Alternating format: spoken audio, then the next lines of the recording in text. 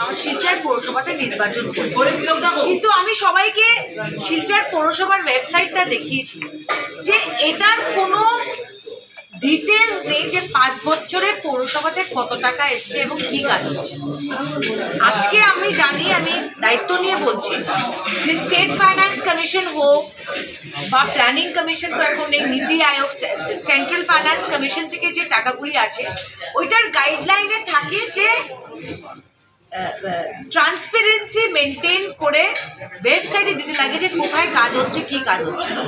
আমি ডিসিকে একবার না দুইবার চিঠি লিখে চেয়েছি যে 5 বছরে পৌরসভাতে কী টাকা এসছে, এটার কোনো ডিটেলস আজ পর্যন্ত আমি অ্যাডমিনিস্ট্রেশন থেকে পাইনি।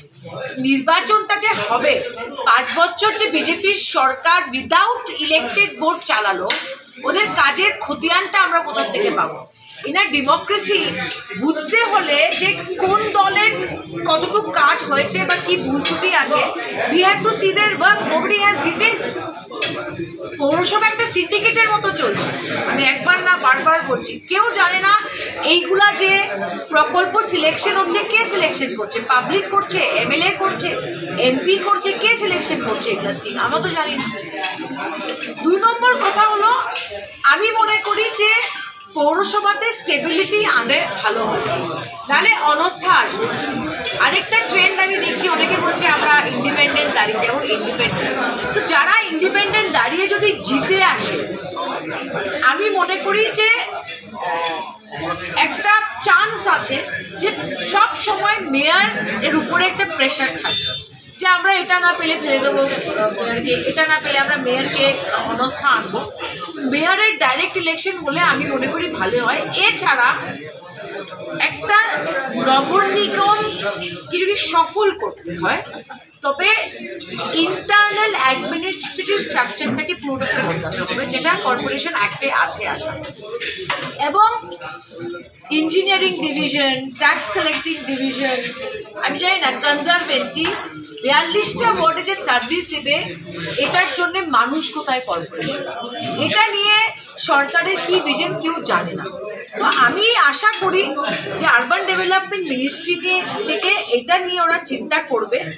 2 নম্বর কথা আমি এটাও বলতে চাই যে চাকরিগুলো পৌর নিগম কর্পোরেশনে হবে, আমাদের ডিমান্ড থাকলো তৃণমূল কংগ্রেস থেকে যে এই চাকরিগুলোর জন্য বরাকের ছেলেমেয়েকে দেওয়া হয় অ্যাজ পার কোয়ালিফিকেশন।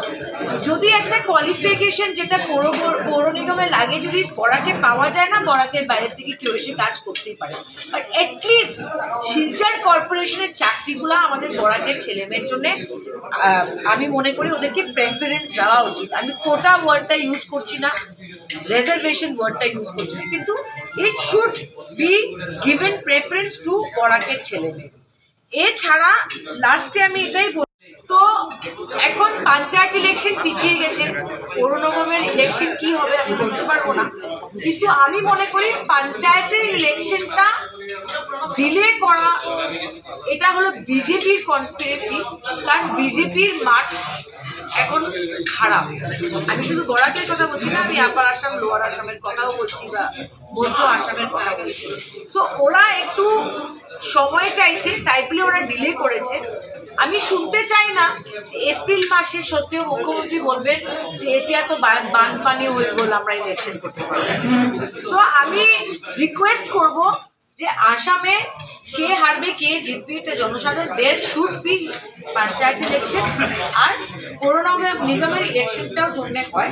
আদারওয়াইজ শিলচরে শুধু সিন্ডিকেট চলবে মিউনিসিপ্যালিটি। ঠিক আছে।